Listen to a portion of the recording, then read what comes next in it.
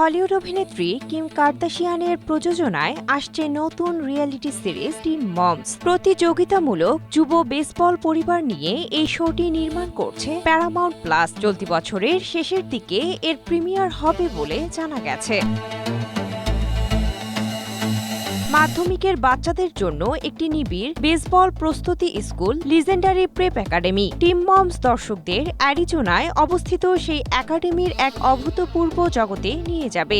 স্কুলটি division 1 college scholarship, NILD এবং অবশেষে MLB-তে খ্যাতি অর্জনের পথ তৈরি করে দেয়।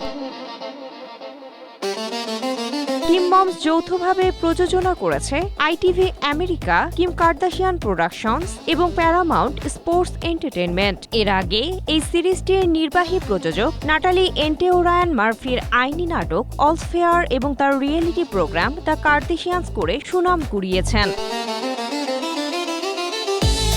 এই শোটিতে আমেরিকার সবচেয়ে প্রিয় খেলা বেসবলে সন্তানদের সেরা করে তোলার জন্য অভিভাবকদের প্রাণান্ত চেষ্টা দেখা যাবে। অভিভাবকদের প্রবল উৎসাহ আর প্রচেষ্টায় তাদের সন্তানরা খেলাটির শীর্ষ পর্যায়ে পৌঁছাতে সক্ষম হয়। বর্তমানে কার্দাশিয়ান নেটফ্লিক্সে কমেডি সিনেমা দ্য ফিফথ হুইলে অভিনয়ের পাশাপাশি প্রযোজনাও করছেন। এছাড়া ক্যালাবাসাস বিহাইন্ড দ্য গেটস নামক টিভি প্রজেক্ট নিয়েও কাজ করছেন তিনি। Cynthia Akhtari, Asia post.